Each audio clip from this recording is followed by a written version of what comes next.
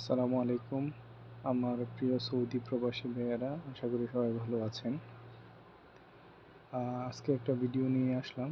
এটা একদম হেল্পফুল একটা ভিডিও, যেটা আমাদেরকে সহযোগিতা করবে আমাদের বিভিন্ন অ্যাকাউন্ট। যারা সৌদিতে আছেন তারা ম্যাক্সিমাম লোকেরই অ্যাপসার, ম্যাক্সিমাম না, টোটালি সব লোকেদেরই অ্যাপসার, নাফাজ এগুলোর অ্যাকাউন্ট ক্রিয়েট করা আছে, এবং ম্যাক্সিমাম লোকেদের আছে ব্যাংক অ্যাকাউন্ট। এইগুলা ইদানিং ফ্রেন্ড সার্কেল বা বিভিন্ন নিউজে আসতেছে যে অনলাইন থেকে গুগল পার্সেস প্রসেস নামে টাকা কেটে নিয়ে যাচ্ছে অ্যাকাউন্ট থেকে। এটা অ্যাকচুয়ালি দুইটা কারণে টাকাটা কাটে।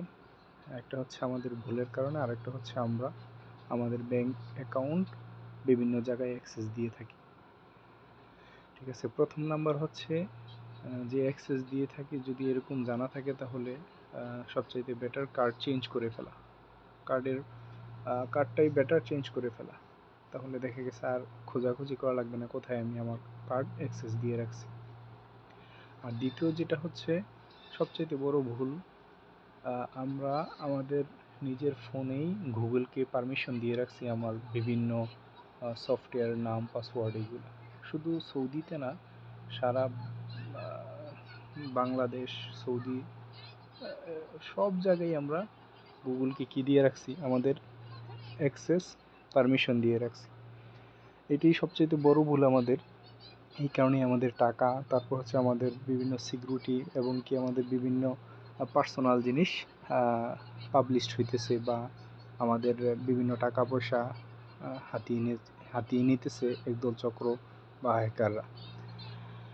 এটা কিভাবে কি করে, যেমন আমরা যখন কোনো একটা অ্যাপসের নাম পাসওয়ার্ড দিই, তখন কিন্তু আমাদের গুগল থেকে কি করে অটো সেভ নামে আমাদের কাছ থেকে পারমিশন চায়, আমরা সেভ দিয়ে দিই।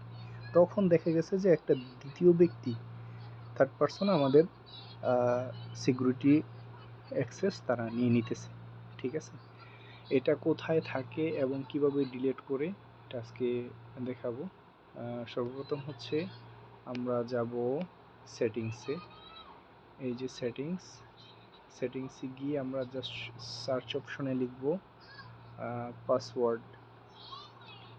পাসওয়ার্ড পুরোটা লেখার দোকানে পাস লিখলেই চলে আসবে। এই যে পাসওয়ার্ড অ্যান্ড চেকআপ, এই যে সবার উপরেরটা পাসওয়ার্ড চেকআপে যখন ক্লিক করব, এই যে দেখেন সবার নিচে পাসওয়ার্ড চেকআপ। এখানে যখন আমি ক্লিক করছি, দেখেন অলরেডি আমার 14টা কি অ্যাকাউন্ট এই